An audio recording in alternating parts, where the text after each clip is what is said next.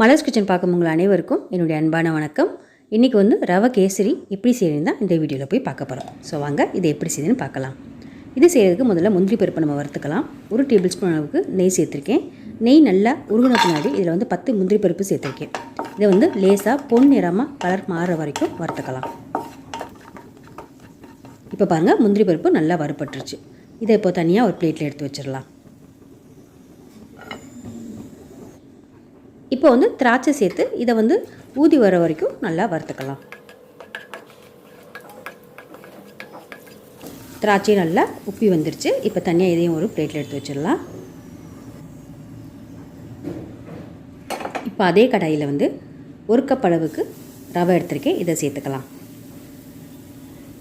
ரவை வந்து மிதமான தீயிலே வச்சு இதை வந்து கலர் மாறாமல் லேசாக ஒரு 2 நிமிஷம் வறுத்தா போதும். வறுப்பட்ட வாசனை வர வரைக்கும் ஒரு 2 நிமிஷம் ரவையை வறுத்துக்கலாம்.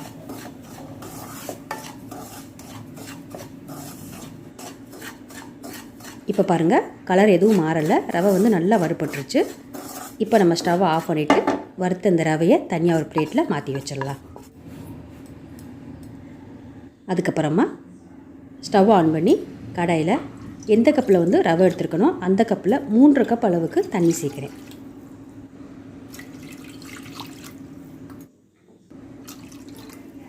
தண்ணி சேர்த்தாச்சு. அதுக்கப்புறமா இதில் வந்து 2 டீஸ்பூன் அளவுக்கு நெய் சேர்க்குறேன். இது கூடவே 1 டேபிள் ஸ்பூன் அளவுக்கு எண்ணெய் சேர்க்குறேன்.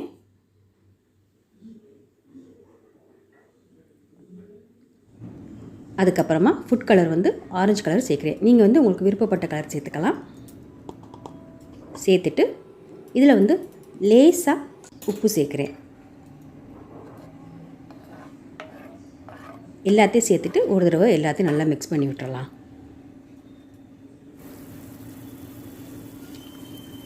இப்போ பாருங்கள், தண்ணி வந்து நல்லா கொதிக்க ஆரம்பிச்சிருச்சு.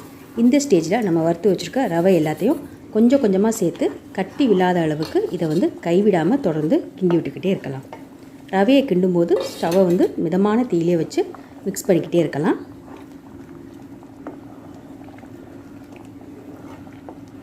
தண்ணியெலாம் நல்லா இழுக்கட்டும், அந்த அளவுக்கு இதை வந்து நம்ம மிக்ஸ் பண்ணிக்கலாம். இப்போ பாருங்கள், ஊற்றின தண்ணி எல்லாமே நல்லா ரவை அப்சர்வ் பண்ணிடுச்சு. ரவை வந்து இப்போ நல்லா வேக வைக்கணும். அதனால் இதை மூடி வச்சு ஒரு 3 நிமிஷம் ரவையை நல்லா வேக வச்சிடலாம். இப்போ பாருங்கள், 3 நிமிஷம் ஆயிடுச்சு. முடியை திறந்து பார்க்கலாம். ரவை வந்து நல்லா வெந்துருச்சு. இந்த அளவுக்கு நல்லா வெந்திருக்கணும். ரவை நல்லா வெந்த பின்னாடி தான் நம்ம சர்க்கரை சேர்க்கணும். அப்போ தான் வந்து ரவை நல்லா வேகும். ஸோ எல்லாத்தையும் ஒருத்தர் நல்லா மிக்ஸ் பண்ணிவிட்டு இப்போ வந்து சர்க்கரை சேர்த்துக்கலாம். நான் வந்து எந்த கப்பில் ரவை எடுத்துருக்கணும் அதே கப்பில் 1 கப் அளவுக்கு சர்க்கரை சேர்க்குறேன். சர்க்கரை சேர்த்த உடனே வந்து கைவிடாமல் இதை வந்து தொடர்ந்து கிண்டி விட்டுக்கிட்டே இருக்கலாம். சர்க்கரை சேர்த்த உடனே வந்து கிண்டும்போது கட்டி விழுக்க ஆரம்பிக்கும். அதனால் கட்டி இல்லாத அளவுக்கு இதை வந்து தொடர்ந்து மிக்ஸ் பண்ணிக்கிட்டே இருக்கலாம். நான் வந்து கேசரிக்கு 1 கப் அளவுக்கு தான் சர்க்கரை சேர்த்துருக்கேன். இதுவே உங்களுக்கு வந்து இனிப்பு அதிகமாக தேவைப்படுதுன்னா 1லேருந்து 1.5 கப் அளவுக்கு சர்க்கரை சேர்த்துக்கலாம். இப்போ பாருங்கள், சர்க்கரை சேர்த்த உடனே வந்து தண்ணியாக இருந்தது. இப்போ கிண்ட கிண்ட கொஞ்சம் கெட்டியாக மாறிடுச்சு. அதுக்கப்புறமா இதில் வந்து 1 டீஸ்பூன் அளவுக்கு ஏலக்காய் தூள் சேர்க்கணும்.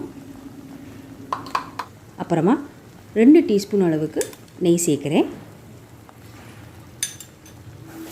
இது எல்லாத்தையும் சேர்த்துட்டு ஒரு தடவை கடாயில் ஒட்டாத அளவுக்கு மிக்ஸ் பண்ணிக்குவோம்.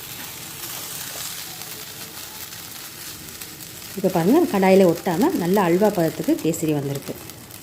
அதுக்கப்புறமா இதில் வந்து நம்ம வறுத்து வச்சுருக்க திராட்சை முந்திரி இதில் சேர்த்துட்டு மீதம் இருக்க நெய்யும் இதில் சேர்த்துட்டு எல்லாத்தையும் மிக்ஸ் பண்ணிடலாம். திராட்சை முந்திரி எல்லாத்தையும் சேர்த்துட்டு ஒரு 2 நிமிஷம் சிம்லேயே வச்சு கேசரியை நம்ம கிண்டி விட்டுக்கலாம். எல்லாத்தையும் நல்லா மிக்ஸ் பண்ணியாச்சு. இப்போ நம்ம ஸ்டவ்வை ஆஃப் பண்ணிடலாம். ஸோ இவ்வளோதாங்க, ரொம்ப சூப்பரான கேசரி ரெடி ஆயிடுச்சு. நீங்களும் இதை வீட்டில் ட்ரை பண்ணி பாருங்கள். எப்படி இருந்துச்சு கமெண்ட்ஸை சொல்லுங்கள். வீடியோ உங்களுக்கு பிடிச்சிருந்துச்சுன்னா லைக் பண்ணுங்கள், ஷேர் பண்ணுங்கள். அப்புறம் இது வரைக்கும் நீங்கள் மலர்ஸ் கிச்சனுக்கு சப்ஸ்கிரைப் பண்ணலன்னா மறந்துடாமல் சப்ஸ்கிரைப் பண்ணிடுங்க. கூடவே பக்கத்தில் இருக்க பெல் பட்டனை ப்ரெஸ் பண்ணிடுங்க. அப்போ தான் நான் போடக்கூடிய வீடியோஸ் எல்லாமே நீங்கள் உடனுக்குடன் பார்க்கலாம். மீண்டும் பார்க்கலாம். நன்றி, வணக்கம்.